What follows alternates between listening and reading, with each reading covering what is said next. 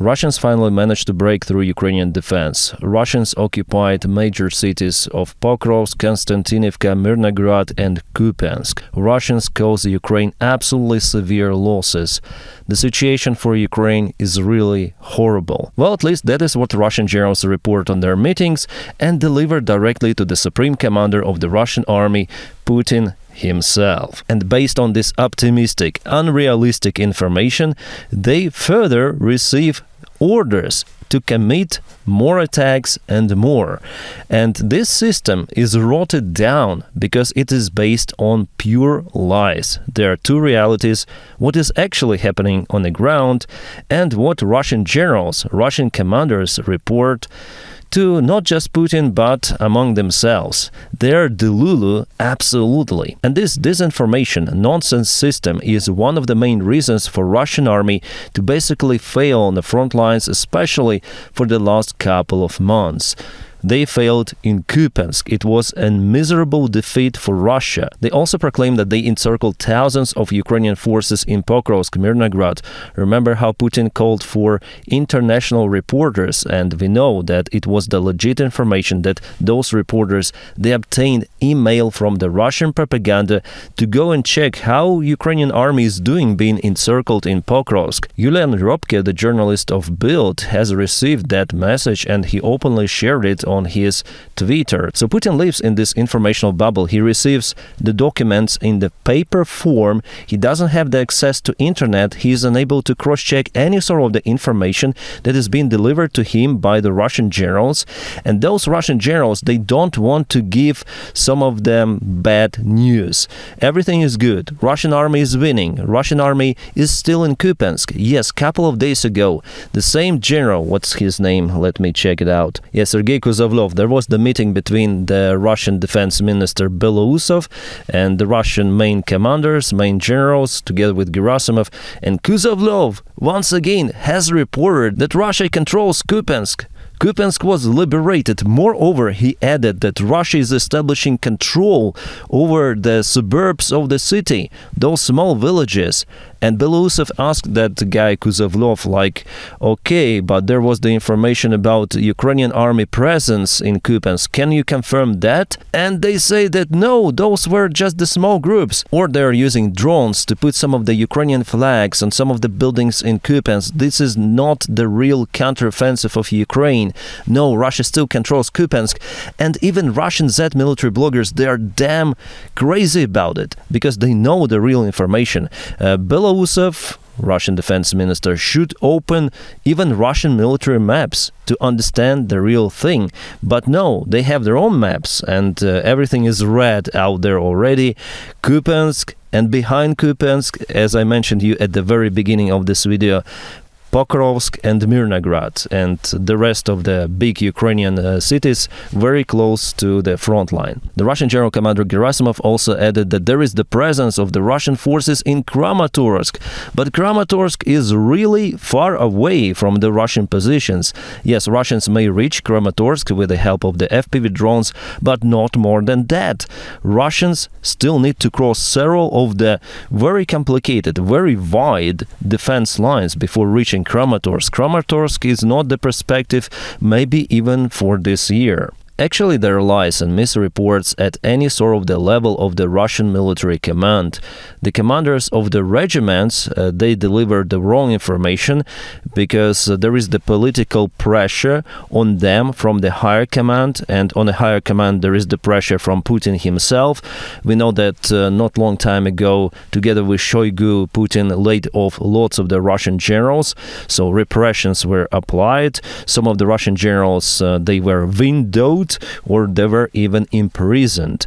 And none of those high officials in military want to lose their career, ranks, or being actually flatlined. That's why They deliver good information to Putin. And that is why they push local regiment commanders, division commanders to achieve some sort of the result. But they cannot achieve this result because the Ukrainian resistance is so hard that they cannot go forward. It's impossible, especially during the winter time. Ukraine was capable to build those defense lines. Ukraine was capable to create the kill zone. Yeah, Russians also have it, but Ukraine mastered it using FPV drones and any type of the drones. Definitely Russians cannot propel that much any longer, but Chief Command, it requires new territorial gains. We need more. We need new settlements, new villages, everything of that, because we have already reported about it to Putin, and Putin may be angry and he might flatline us, so you should go. And that's why we see those desperate Russians using donkeys, horses, and all sort of the vehicles. We see those convoys. It's basically agony. Those useless attempts in those mid-waves to gain the ground, because simply it was a misinformation presented, and they want to achieve after all it on the ground by whatever cost, whatever losses. And that also creates the internal instability within the Russian army, because Russian soldiers and local commanders of the companies and some of the regiments, they're angry. They hate Gerasimov. They hate this rotted down system, because basically they have to push their soldiers for impossible missions, and there are clashes between even those commanders and soldiers themselves. There are some of the cases then they flatline each other, and basically that is what caused Russia to build this repression system within its own army. How they punish their own soldiers, it is just crazy. I hope you can see, no, because of the ND filter you don't see it, but there is this soldier, probably you can see him, he's tightened to the tree, yeah, with some of the shade you can see it. And there's the other one. So basically they're torturing their own soldiers because they're not willing to go and unalive themselves for whatever reason. They do not obey commands from their local commanders because they understand that it's one freaking way ticket, that they have no other options. They're gonna be flatlined by Ukrainian drones or maybe by Russians themselves. On my videos I already reviewed hundreds of the useless Russian attacks. Then sometimes Russian soldiers were sent to the very dead end, for example to the bridge to cross it and attack to get control over some of the local village. But that bridge is freaking being destroyed before, and Russian commanders, they didn't know about it. They just send their soldiers go, they stay in front of the bridge, they stop and being attacked by Ukrainian drones. So absolutely there is no trust between soldiers and commanders, and there is no trust between local commanders and the higher Russian military command, high rank and top command like Gerasimov. I recall then there was the change of the Russian defense minister from Shoigu to Belousov, and Belousov mentioned that we can make mistakes, but we cannot lie. So this is the new step, like new philosophy. And Russian military bloggers, they took this quote and say, oh yeah, now there's something new. Now we have the changes. Now Russian army will receive whatever it needs to succeed on the front lines. No more hiding of the problems in our army. And those commanders who sent our soldiers one way, they will be punished. None of that have happened. None. No one punished. The same issues from the time of Prigozhin even. Where is ammunition? Gerasimov, Shoigu. The same stuff is happening in the Russian army. They're absolutely degenerates. They're incompetent because the system itself that was organized by Putin, it cannot work differently. It was based initially on corruption, and he jailed some of the generals. It's understandable, but it doesn't change the system itself. It is built on loyalty. For example, Gerasimov is very loyal to Putin, as well as the new Russian defense minister Belousov. But whether they are professionals? Absolutely not. Gerasimov is a very useful general for Ukraine because he provides absolutely nonsense information. I have to change everything, all the camera settings here, I'm sorry. Jeez, it's very bright. There was the report in the Russian media zone, this is the opposition media, and they gathered the information which is being confirmed. For example, they have statistics for the Russian funerals, so the Russian losses among Russian military. So they took the interview of one of the Russian conscripts who served in one of the Russian regiments in Torres direction. This guy, well, his service finished because he is a conscript, and he left country. He is living somewhere abroad. Well, he didn't mention his identity, but his story looks legit. He said that they put extra territories on their maps, and they sent those maps to the higher command, and the army command later on they put more territories to the same maps, and later on they show it to the higher command, and so on. So all of this information about the captured villages and towns and cities is more than bullshit. It is complete nonsense. Every sort of the manager adds more territories. This guy also mentioned that there was the case with a representative of Gerasimov who went to check out their positions, and before his visit they put even more red colors on the map to make him happy. He also confirms that Russia is using this flag technique. Then 1-2 soldiers, they're going to some of the place, village, they show the Russian flag, the image has been taken by the drone and later on shown to the higher command as the evidence that Russia took this village. But what happens later? No one really cares, because their goal is to provide positive information to the higher rank. If the tree line is 1 kilometer long, if there is the presence of 2 of the Russian soldiers, they put the entire tree line as taken by Russian army. De facto, it's not like that, and maybe in a few hours Ukrainian soldiers, with the help of the drones, eliminate the presence of the Russian army in that particular tree line completely. But that information already went to the higher command, and because higher command receives inappropriate information, it is not reality, it is not what is happening. They send wrong orders for the soldiers to conduct. And that soldier tells that that is how Russia lost the entire group of marine assault forces in Torres direction. That at first the local tree lines were reported as captured by Russian 53rd and 67th armies. So Russia sent marines for reinforcements and for the further attack, but those positions, tree lines, they were not taken by Russia. They were under Ukrainian control, and of course all of the Marines were flatlined.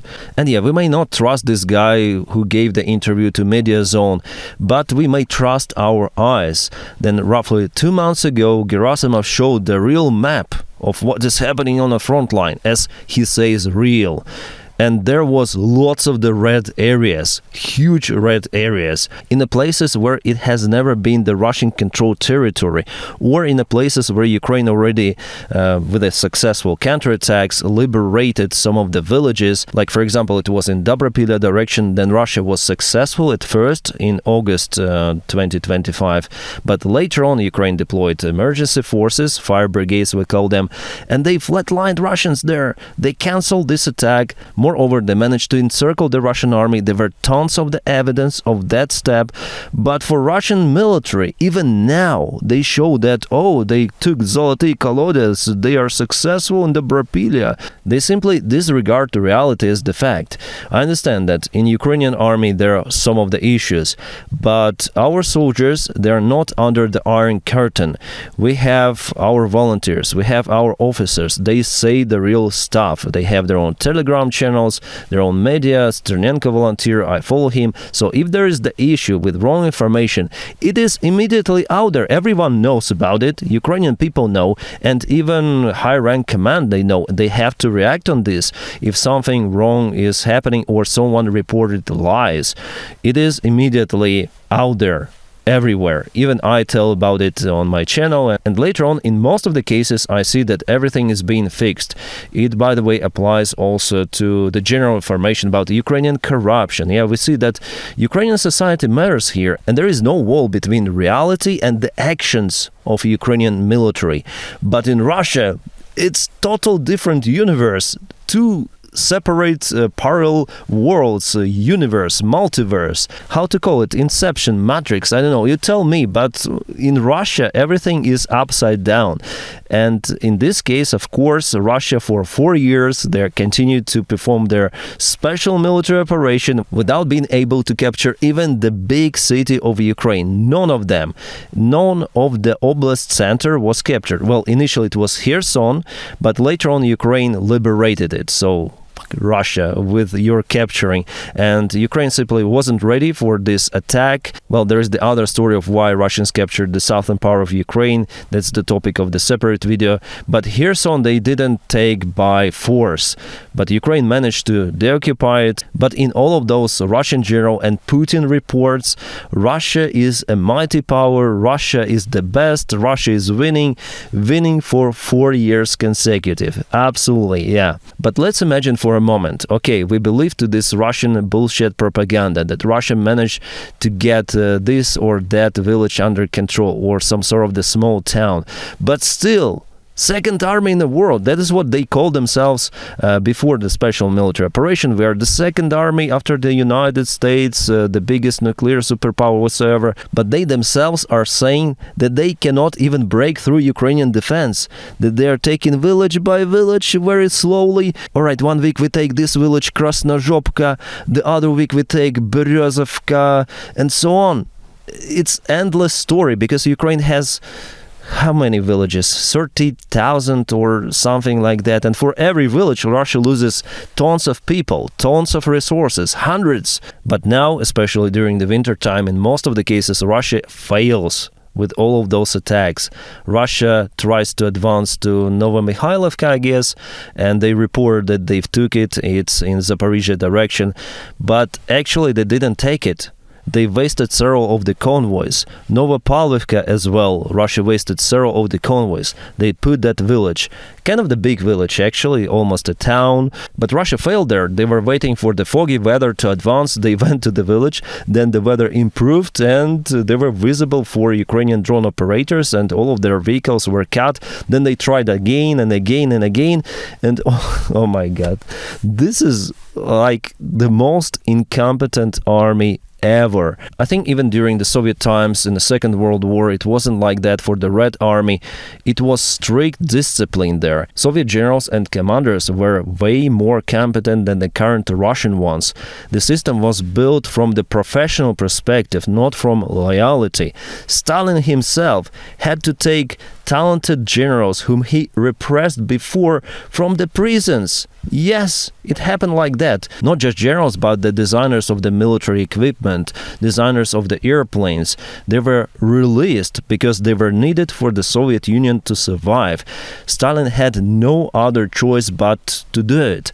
But here in Russia, first of all, the war is not happening on territory of Russia, at least right now. It was happening in Kursk, but for Russian generals and for Putin himself, it's not the existential war yet. It is happening physically on territory of Ukraine. That's why they're so volatile. That's why they cannot mobilize their society, even though they compare this war with the Great Patriotic War. But this war continues even more than the Great Patriotic War, where Soviet Union managed to counterattack, managed to liberate the entire European part, and they went to Berlin. They took Berlin for the time of the special military operation.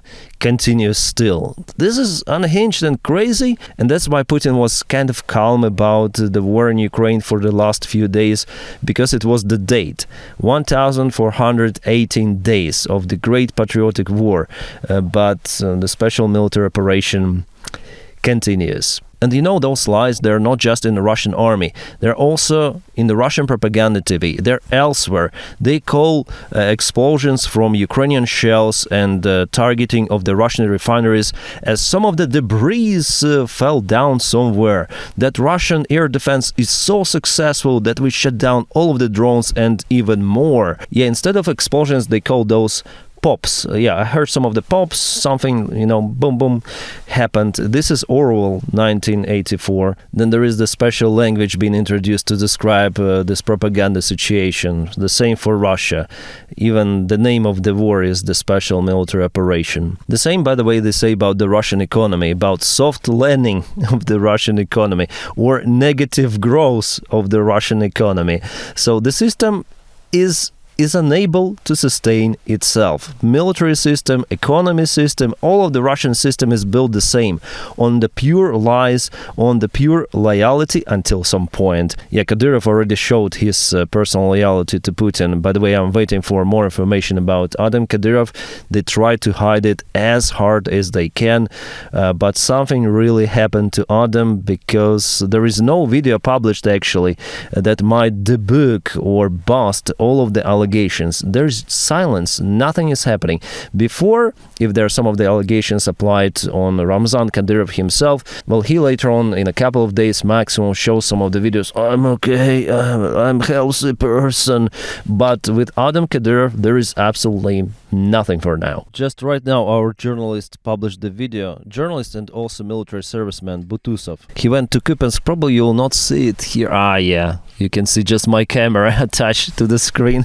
So he went to Kupiansk and he managed to film what is there in the city, showing that Russia is not controlling it. Russia is not there. By the way, there were some of the mercenaries from, I think, Brazil and Colombia. They're sometimes also fighting for the Russian army, but just occasionally. Everyone understands now, I guess, from Colombia, from Brazil, that it's better not to join the Russian army. That's why most of the mercenaries who joined the Russian army, they're from Nepal, from Bangladesh, sometimes from India and Africa, of course, some of the countries, not all of them. And again, Russia lies to those mercenaries even. They say, oh, you're gonna live the long life, no worries, you'll be some sort of the technician, welder. But then they go, sign the contract, they appear in Ukraine on the front lines with AK-74 or 47, with a very cheap gear, and they are treated very badly by Russians. We already saw the videos with you, how Russian was filming one of the battalions or something like that of the foreigners, mercenaries from Africa, and he calls, oh, they're happy right now, they're dancing, but they're gonna be flatlined very soon. And he was happy about it, or at least he was sarcastic about that one. I don't know how Russia may fulfill its goal for this year to get 409,000 soldiers to the army, volunteers. Well, I guess it's gonna be go-no-go decision for Putin to announce mobilization or not, because without it, I don't see how Russians might continue, because Ukraine managed to build huge defense, and we see the effectiveness of it, that Russia cannot penetrate the defense lines. Russia stopped. Russia is being targeted by those drones and everything. Yeah, Russia also causes losses for Ukraine, and I tell then it is like that. But in general, there is no perspective for Russia to break through Ukrainian defense, to go open fields.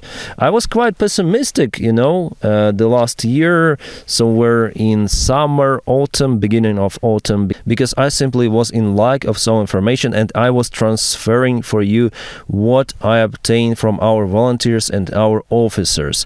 And I guess their goal was to push Ukrainian command and Ukrainian military for reforms, a little bit undermining the capabilities of Ukrainian army in general, to push Syrsky for reforms, to tell that stuff. And I was pessimistic compared to now. I see now that Russia cannot move.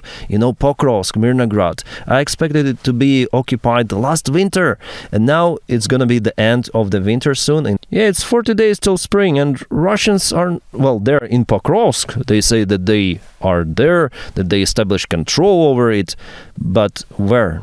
Russians are being hit on the way to Pokrovsk, in southern outskirts, and the red territory they proclaim, they cannot stay there for long. They just live in the basements, hiding, sometimes rushing out, showing Russian flags. Oh, we are here, oh, hide once again. Is it really a control of the settlement?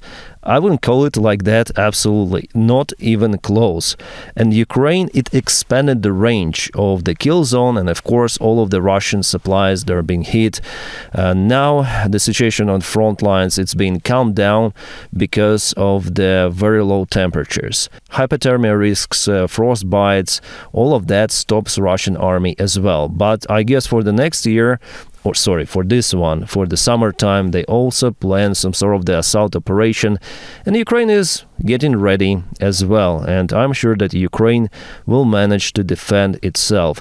What is important is also the situation worldwide, and the support of Ukraine is also important from our allies. United States, you see what is happening with the United States. We'll see how it goes, but in general, I like how this year has been started. I like that Russia is suffering with its oil, with its economy, with what is happening on the front lines.